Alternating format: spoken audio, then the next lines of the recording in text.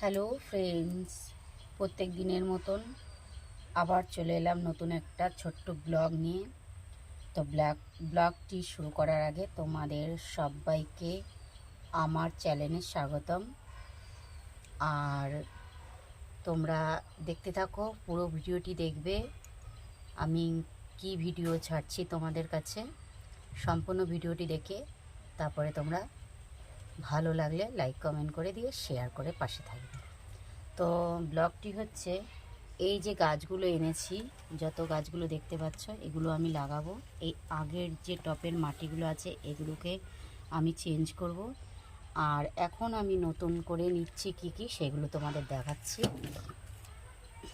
এই দেখো, এখানে আছে নতুন মাটি। এই মাটিগুলোকে সব আমি কিভাবে কি করছি, আর এই যে সার আছে, কিভাবে কি করব সম্পূর্ণ ব্লগটি তোমাদের সামনে রাখার চেষ্টা করব। যদি তোমাদের ভালো লেগে থাকে তাহলে পাশে থেকো। তো তোমরা দেখতে থাকো।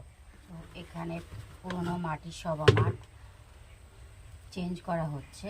আর এই দেখো, সিমেন্টের বস্তা আমি এর নিচে দিয়ে দিই, টপের নিচে, তাহলে এই ছিদ্রগুলো জমাট হয়ে থাকে না। বুঝতে পারলে? দেখো পুরো একদম সাইজ হয়ে গেছে।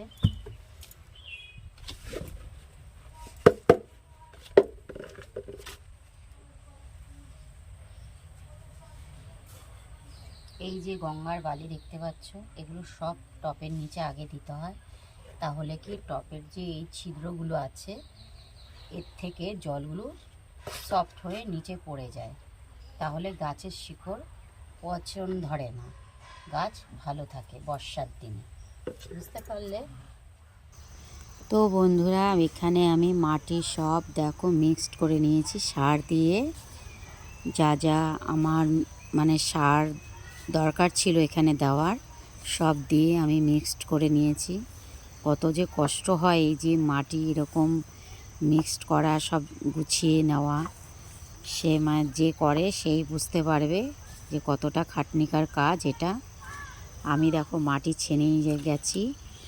তো এবার আমি টপের মধ্যে মাটিগুলো দিয়ে নিয়েছি। মাটিগুলো দেখো একদম মিহি করে আমি সব করে নিয়েছি, মিক্সড করে নিয়েছি। যে টপের মধ্যে সব মাটিগুলো দিয়ে এক এক করে আমি গাছগুলো এবার পোতা চালু করে দেবো। তো এই যে ফুল গাছটা আমি লাগাবো সেটা হচ্ছে এক ধরনের টাইম ফুল গাছ।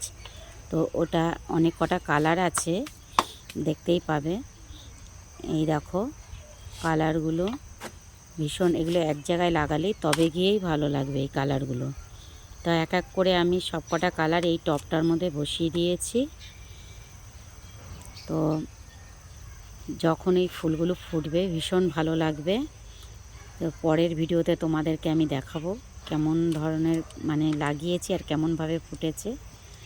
তো ফুলগুলো সব লাগিয়ে দিলাম এইভাবে। তো সব কটা গাছই আমি এইভাবে লাগিয়ে দিয়েছি। লাগানোর পরে হাঁপিয়ে গেছি আমি।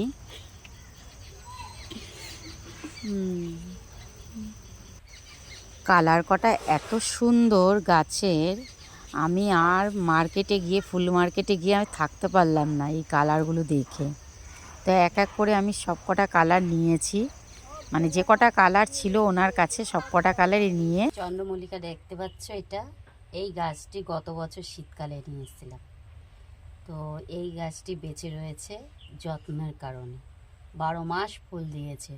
তো ভাবলাম আবার এই গাছটিকে নতুন করে লাগানো যাক। তো আবার নতুন মাটিতে আবার নতুন সার দিয়ে লাগিয়েছি।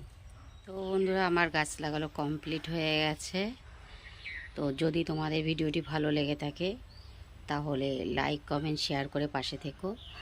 আর হচ্ছে, এত বড় মানে ভিডিওটা হয়ে গেছে, আমি বুঝতে পারিনি বড় হয়ে যাবে।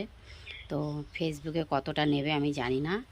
আর ফেসবুকে আমার ইউটিউবের লিঙ্কটা দেওয়া আছে, তোমরা পুরো ভিডিওটি দেখার জন্যই আমার ইউটিউবে সার্চ করে আমার ইউটিউবে জয়েন্ট হয়ে যাবে, সাবস্ক্রাইবার করে দেবে। ঠিক আছে, টাটা, বাই বাই।